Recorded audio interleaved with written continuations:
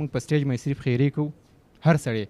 او هغه ټیکنالوژي موږ وروسته پرېښې ده. دې هوایي څه پیغمبر کوي مطلب اسرائیل ته په خیرې دي، امریکې ته خیرې دي، غیر مسلمو ته خیرې دي، د دې څه فایده شته؟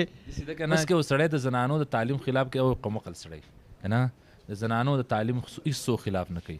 خو چې زیاتره علما کرام هم خلاف دي که نه. نن سبا کو ایجوکیشن ډېر زیات عام دی کې د هلکانو د تعلیم نه زیم چې زیات ضروري د جنکو تعلیم دی. نه داسې خو نه ده. ګورئ دا دوه خبرې دي، دا خبره لږ غونته کلیر کول پکار دي. یو د زنانو تعلیم، یو د هغه ماحول په کم ماحول کې چې تعلیم حاصلوي. بسم الله الرحمن الرحیم. ګران قدرمنو کتونکو د پاک نیوز سره ستاسو کوربه سهیل خان یو ځل بیا ستاسو په خدمت کې حاضر یم. قدرمنو کتونکو دا وخت موږ په لوګاړ کې موجود یو او دلته کې نن په باقاعده توګه د جینکو د مدرسې او د سکول افتتاح وکړه شوه. دا وخت زموږ سره مولانا اختر حسین صاحب موجود دی. دوی سره خبرې دې کوو. مونږ صاحب ډېره مننه دا وخت راکړو. جزاک الله. دا راته ووایه چې یاره یو ډېر زیات مفصله تقریر تاسو وکړو او یقینا خلک چې ناست و هغې هم هغې نه ډېر زیات متاثره شو. نن سبا کوم موجوده حالات چې دي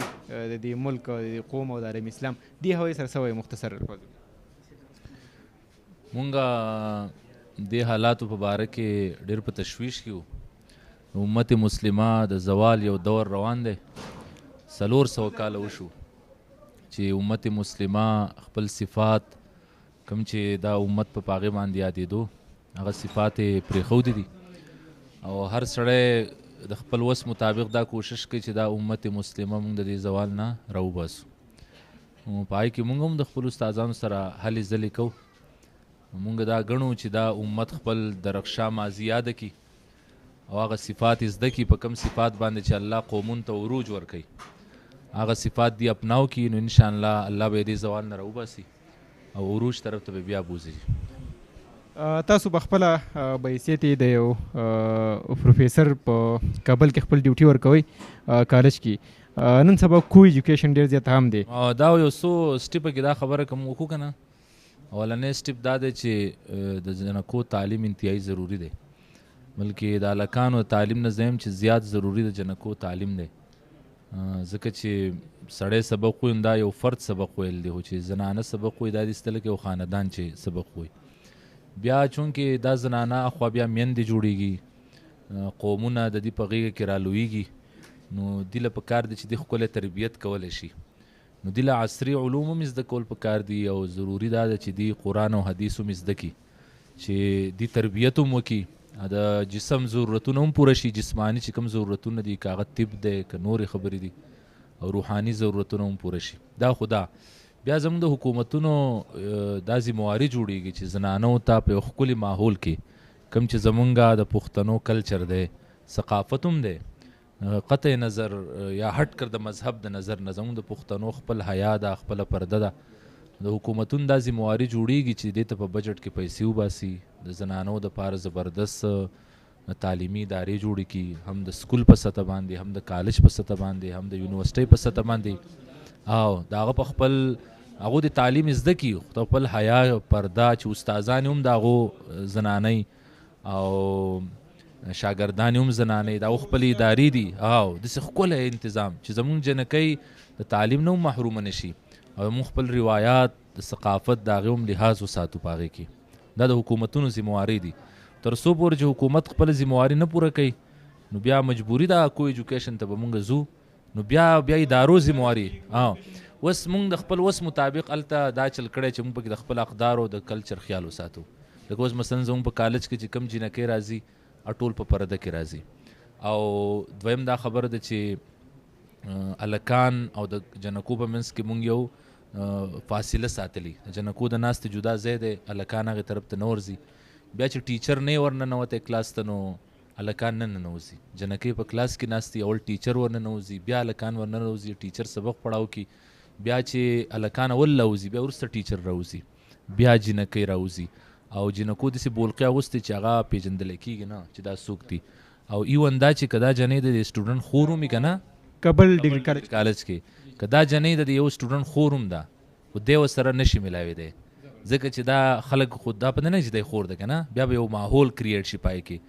او بار مونږ په دې میټینګ کوو د سټوډنټانو سره هم په دې کلاسونه اخلو چې دا زمونږ د خویندو میندو په شانتي دا زمونږ علاقه ده که مونږ په دې خپل کالج کې ماحول غلط کو که نه زمونږ د علاقې خلک به چېرته ځي اجنکۍ به چېرته ځي چې مونږ دلته ښکلی ماحول وساتو زمونږ خویندې زمونږ لوریانې به کوم سبق وایي نو د هغو په علم کې به رکاوټ هم رانه شي که نه هغه سبق هم زده کوي زموږ روایات به هم محفوظ شي که مذهبي دی او که زموږ د پښتنو کلچر دی بیا هم موږ د حکومت نه دا مطالبه کوو چې هغه اوس الحمدلله پخوا خو ماسټرز نه و که نه اوس په کیمسټرۍ کې جنکو ماسټرز کړي په فزیکس کې کړي په بایولوژي کې کړي په باټني کې کړي نو زنانه خپل اداره ډېره ښکلې چلولی شي په یو کالج کې مطلب د جنکو د هلکانو یو ځای ایجوکیشن روان دی او د دومره پردې دا سیستم د تاسو څنګه ممکن کړی مطلب د دې خو زیاتره خلک زموږ په معاشره کې مخالفت کوي ځکه تاسو کالج کې مختلف سوچ والا مختلف فکر والا خلک موجود دي نو دا څنګه ممکن شو چې یاره دا داسې ده که نه چې کله سړي له خدای با خپله لور ورکړي که نه یا خپله خور وله ورکړي بیا د دې سړي سره دا احساس چې د لور عزت څه ته وایي د خور عزت څه ته وایي نو هغه بیا د دې خبرې سپورټ کوي چې واقعي لکه داسې ماحول په کار دی او کوم سړی خپله خور لور نه لري که نه یا بلې زنان ته د خپل خور لور په نظر باندې نه ګوري نو هغه بیا د آزاد ماحول مطالبه کوي اوس الحمدلله زموږ په کالج کې څومره سټاف دی که نه ټول الله خپلې لوریانې ورکړي د هغو لوریانې پکې سبق وایي په دې کالج کې که نه او خویندې دي د هغو خویندې پکې سبق وایي یا زموږ رشته دارانې دي اوس زما په خپله په دې کالج کې خپلې رشته دارانې دي که نه نو موږ دا غواړو لکه څنګه چې ښه حالت سړی د خپل ځان دپاره غواړي که نه د بل دپاره هم غواړي الحمدلله زما نه چې څوک تپوس کوي چې زه په دې کالج کې خپل لورکۍ باندې سبق وایم زه بالکل ته په دې کالج کې خپل سبق وایه هلته موبایل انټري منه ده هلته موبایل هلکان هم میل دواړو له میل فیمیل دواړو له هلک هم موبایل نشي راوړی جنۍ هم موبایل نشي راوړی که نه د هغې نقصانات مخې ته راغلي د هغې د وجې نه مونږ دا فیصله کړي نو الحمدلله خپل भरपूर کوشش کوو چې جنکو تعلیم کې رکاوټ پیدا نشي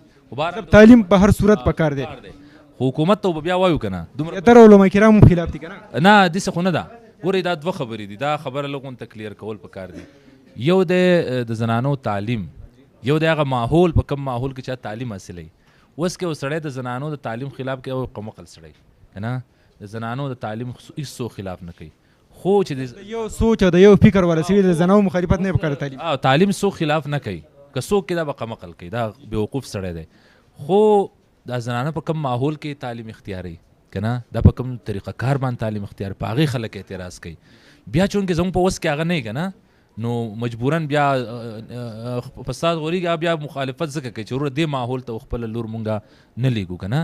او خلک بیا دې وجې نه لیږي چې ماحول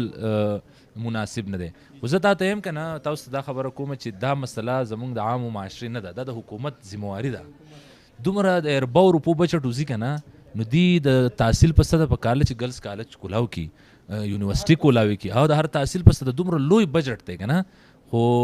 دا په افسوس سره دا خبره کوم چې زمونږ بجټ کله جوړي که نه نو تعلیم زمونږ په ترجیحاتو کې نه وي زمونږ پیسې اول 1 نمبر یو سطح ځي 2 نمبر بل سطح ځي 3 نمبر بل سطح ځي 4 نمبر بل سطح ځي په 9 10 کې چېرته تعلیم راشي نو وخت زمونږ د عالم اسلام چیرې زمونږ مسلمانان په ټکنالوژي کې ډېر زیات پټاپ وو اوس په ټکنالوژي کې موږ دومره وروسته پاتې شوي چې یاره موږ په سټیج باندې صرف خیرې کوو هر سړی او هغه ټکنالوژي موږ وروسته پرېښې ده دې هغوی څه پیغمبر کوي مطلب اسرائیل ته په خیرې دي امریکې ته خیرې دي غیر مسلمو ته خیرې دي د دې څه فایده شته داسې ده که نه جي چې اوبه ځي که نه په کمزوري ورخ باندې ورځي تاریخ به سټډي کول غواړي چې مسلمانانو کله په ساینس او ټکنالوژي کې ترقي کړو د هغې اسباب څه که نه دا حکومت نه ریاست شي که نه او دا حکومت چلی دا د عوامو دپاره داسې مثال لکه د کور دپاره چې چتي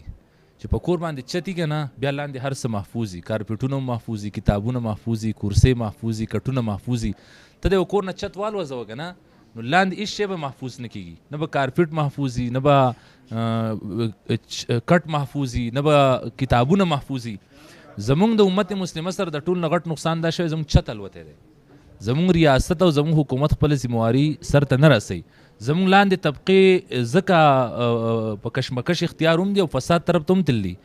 یوازې د پاکستان مسله نه ده که نه ټول امت مسلمه داسې څه شوی دی که نه د دې وجې نه خبره دا ده چې په کم وخت کې امت مسلمه په ساینس او ټکنالوژي کې ترقي کوله که نه